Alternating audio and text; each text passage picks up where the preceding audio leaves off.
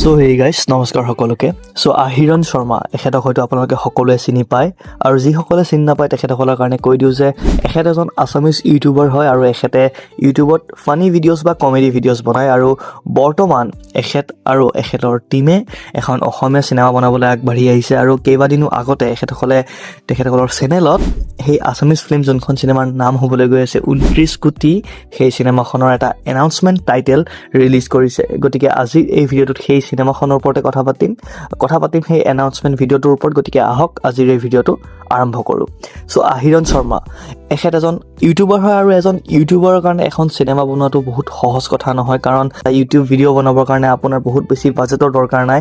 কিন্তু এখন চিনেমা বনাবৰ কাৰণে আপোনাৰ এটা ডাঙৰ ক্ৰু লাগিব, এটা বহুত ভাল টীম লাগিব, আৰু চবতকৈ মেইন বস্তু আপোনাৰ হাতত এটা ডাঙৰ বাজেট লাগিব। আৰু এজন ইউটিউবাৰৰ হাতত ইমান ডাঙৰ এমাউণ্ট অবভিয়াছলি থাকিব নোৱাৰে এখন চিনেমা বনোৱাৰ হিচাপত, আৰু সেইবাবে এখেতে ক্ৰাউড ফাণ্ডিং কৰি এখন চিনেমা বনাবলৈ আগবাঢ়ি আহিছে। আৰু হয়তো বৰ্তমানলৈকে এখেতসকলৰ গ'লটো কমপ্লিট হৈছে, আৰু বহুতেই এই চিনেমাখনত কণ্ট্ৰিবিউশ্যন কৰিছে, আৰু বৰ্তমান এখেতসকলে সেই চিনেমাখনৰ এটা এনাউন্সমেণ্ট টাইটেল ৰিলিজ কৰিছে আজিৰ পৰা কেইদিনমান আগত। আৰু সেই টাইটেল ট্ৰেকটো আমি চাই পেলাই আন্দাজা লগাব পাৰিম যে সেই চিনেমাখন হয়তো এখন হৰৰ ফিল্ম হ'বলৈ গৈ আছে, কাৰণ যোনটো বেকগ্ৰাউণ্ডত মিউজিক বাজি আছে, আৰু সেই এনাউন্সমেণ্ট ভিডিঅ'টোত কোনো ধৰণৰ কেৰেক্টাৰ দেখুওৱা হোৱা নাই, মানুহ দেখুওৱা হোৱা নাই, জাষ্ট নেমবোৰ এনাউন্স কৰিছে তেখেতসকলে, আৰু এণ্ডত চিনেমাখনৰ নামটো দিছে, আৰু জাষ্ট এটা বেকগ্ৰাউণ্ডত মিউজিক বাজি আছে গছ গছনিৰ মাজত, জংঘলৰ মাজত, আৰু সেইটোৰ পৰা আমি আন্দাজা লগাব পাৰোঁ যে এইখন এখন হয়তো হৰৰ ফিল্ম হ'বলৈ গৈ আছে, বা সেনেকুৱা কিছুমান এলিমেণ্টছ আমি দেখিবলৈ পাব পাৰোঁ।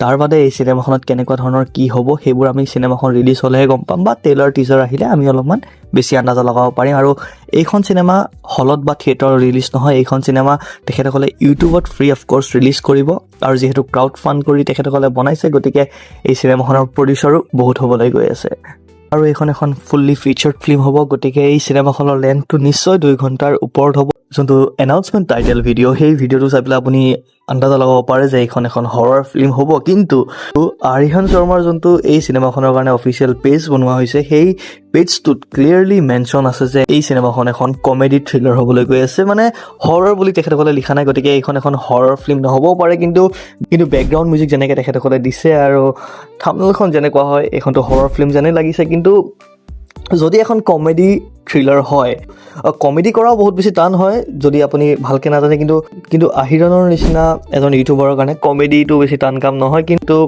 কিন্তু যদি থ্ৰিলাৰ তেখেতসকলে বনাইছে, তেতিয়া সেইটো এটা বহুত মুস্কিল বস্তু হয়, কাৰণ থ্ৰিলাৰ ফিল্মবোৰক অডিয়েঞ্চক হুক কৰি ৰাখিব জানিব লাগিব, অডিয়েঞ্চ যাতে হুক হৈ থাকিব লাগিব, যাতে অডিয়েঞ্চ ব'ৰ নহয় সেইটোৰ ধ্যান ৰাখিব লাগিব। আৰু যদি অডিয়েঞ্চ অলপ সময়ৰ কাৰণে ডিছকানেক্ট ফিল কৰে সেই চিনেমাখনৰ পৰা, তেন্তে মানুহে সেই চিনেমাখন একেবাৰে ভাল নাপাব। আৰু থ্ৰিলাৰ ফিল্মছবোৰৰ মেইন 2টা বস্তু, এটা হ'ল কাহানী, আনটো হ'ল স্ক্ৰীন প্লে। যদি স্ক্ৰীন প্লে সেই চিনেমাখনৰ ভাল নহয়, তেন্তে থ্ৰিলাৰ ফিল্ম কোনো ধৰণে ভাল হ'ব নোৱাৰে। বেকগ্ৰাউণ্ড মিউজিক ইম্পৰ্টেণ্ট হয়, কিন্তু চবতকৈ বেছি ইম্পৰ্টেণ্ট হয় স্ক্ৰীন প্লে। কেনেকৈ আপুনি বস্তুবোৰ প্ৰেজেণ্ট কৰিছে, কোনটো বস্তু কেতিয়া দেখাইছে, কেনেকৈ সেই বস্তুবোৰ দেখাইছে, এই সকলোবোৰ বহুত বেছি মেটাৰ কৰে এখন থ্ৰিলাৰ ফিল্মৰ ক্ষেত্ৰত।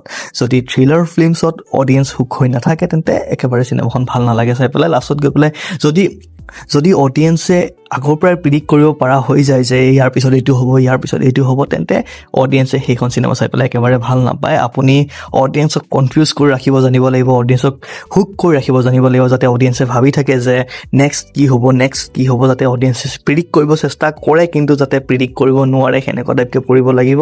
আৰু যোনটো মোৰ আশা আছে যে তেখেতসকলে ভালকৈ কৰিব।